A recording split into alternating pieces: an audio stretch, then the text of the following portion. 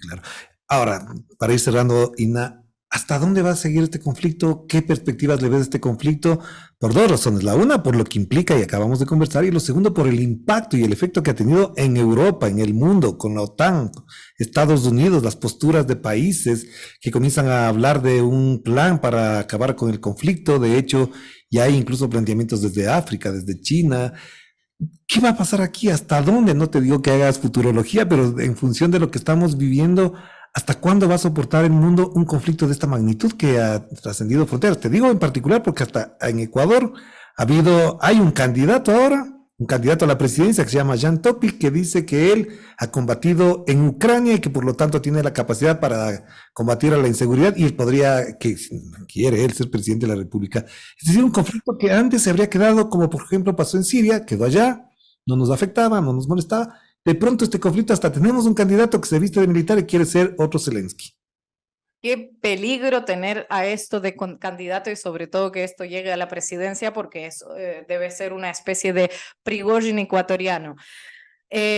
Bueno, de momento parece que ninguna de las dos partes está dispuesta a parar ni a ceder. Desde Ucrania están apostando a seguir luchando y para eso piden más armamento para, obviamente, recuperar los territorios que fueron ocupados por Rusia.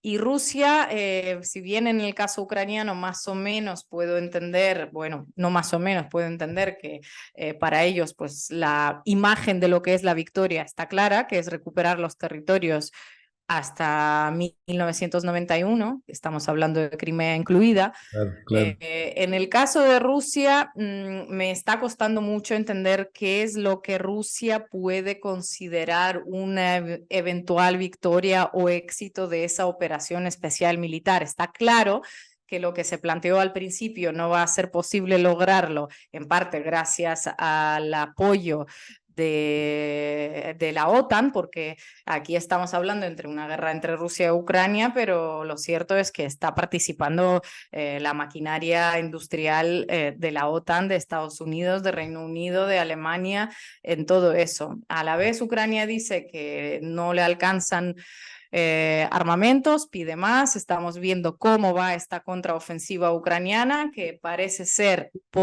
a juzgar por las publicaciones de los propios medios estadounidenses como Washington Post, no están cumpliendo con las expectativas que se han depositado en ellos.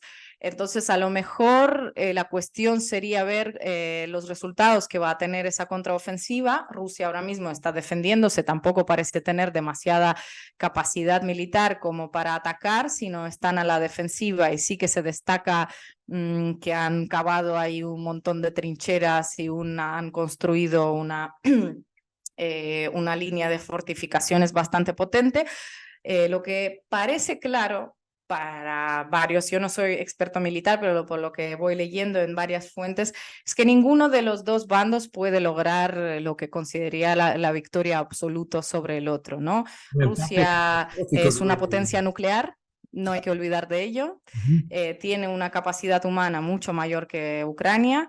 Y hay lamentablemente lo que hay que hablar de Rusia y bueno, no sé si de Ucrania, pero yo hablo como ciudadana rusa de Rusia, pues hay muy poco valor de lo que es la vida humana. Entonces, si hace falta movilizar a 500.000 más, pues se va a movilizar 500.000 más. Entonces, ese es el problema, que el conflicto no parece que pueda terminarse con la victoria definitiva de ninguno de los dos, con lo cual va a congelarse en una especie de paralelo 38, como la guerra entre las Coreas, sin un acuerdo de paz, pero con un conflicto latente permanentemente. Y entonces la cuestión es cuándo va a pasar, ¿no? Y con cuántos muertos sobre la mesa. Si se para ahora o hay que esperar que se maten unos 100, 150.000 más para decidir que no es posible ganar a ninguno de los dos. Cerremos entonces con esta pregunta que se nos fue el tiempo, Ina, obviamente es, ¿tú crees que efectivamente esta Guerra Fría de la que tanto tiempo se habló, se ha retomado, hay unas características muy particulares ahora, y al mismo tiempo una pregunta de fondo que siempre estaba rondando, ¿esto implica una reconfiguración de las hegemonías donde China mira desde lejos con mucho éxito comercial, pero en cambio Estados Unidos lo ve siempre con una posibilidad de quedarse en tercero o cuarto lugar dentro de las hegemonías mundiales, ¿o no? La Guerra Fría creo que sí está en marcha, o sea, yo no sé qué más tiene que pasar. Hay una guerra en Europa, hay dos bandos muy claros y muy definidos. Y depende de dónde lo mires, unos son buenos y otros son malos. Obviamente para aquí en Europa los malos son rusos, para Rusia los malos son toda esa, bueno, pues Ucrania y sus socios.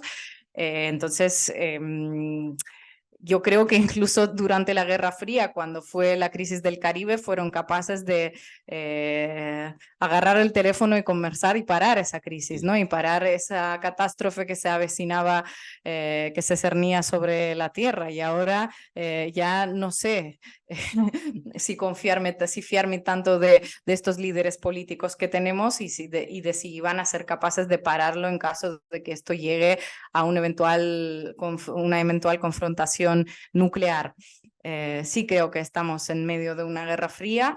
Lo que pasa es que, claro, ahora es mucho más fácil de permear porque, bueno, tenemos con la tecnología que tenemos y con el acceso y con la posibilidad de charlar y de ver las versiones de cada uno, pues creo que se aclara bastante más y el mundo al final no son dos polos, ¿no? No estamos hablando ya pasando a la siguiente pregunta. Creo que sí se está rearmando la correlación de fuerzas en el mundo y no solo estoy hablando de China, ¿no? De China, Rusia o Estados Unidos, sino también vemos cómo están surgiendo toda una serie de potencias regionales.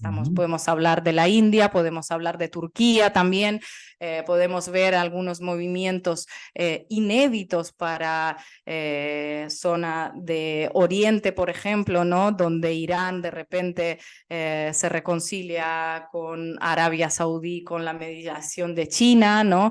Cosas por el estilo. También tenemos que hablar de Latinoamérica con Lula, que, bueno, pues representa junto con Petro, junto con López Obrador, pues este esfuerzo por lograr de alguna manera la paz.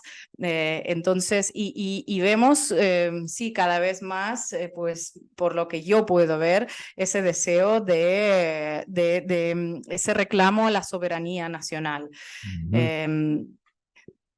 Entonces, sí creo que el mundo se está reconfigurando. Creo que la guerra pues ha sido una suerte de empujón hacia esto, ¿no? Porque por una serie de, bueno, sanciones y cuestiones económicas más que nada, se ha tenido que rearmar ciertos vínculos comerciales y también diplomáticos.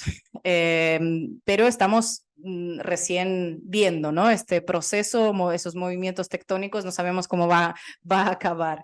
Yo como ciudadana rusa no sé cómo va a acabar para mi país, entre otras cosas, que es una cuestión que me da bastante miedo. Gracias. Pero para el mundo multipolar a lo mejor sí que estamos viendo ahora un surgimiento de algo diferente, ¿no? Y un imperio que no termina de morir y otras fuerzas que no acaban de nacer, ¿no? Así es. Gracias, Ina. Qué importante esta reflexión y por supuesto agradecerte por esta conversación para nuestra audiencia en Radio Pichinchi y quienes nos siguen además, porque te digo que no solamente somos nosotros, sino que nos amplifican varios medios de comunicación, más locales, más regionales, pero bueno, es importante. Te mando un abrazo, que estés muy bien. Muchísimas gracias, un abrazo para ustedes. Gracias a Ina Afinogenova, con quien hemos podido conversar de estos temas en particular para que la conozcan en nuestras audiencias, en nuestro público acá en el Ecuador. Gracias a ustedes por acompañarnos aquí en estos espacios de Pichincha Plus. Perfecto. Gracias. Que estés muy bien. Suerte. Ahí nos escribimos. Ahí nos hablamos. Venga. Suerte. Chao, chao.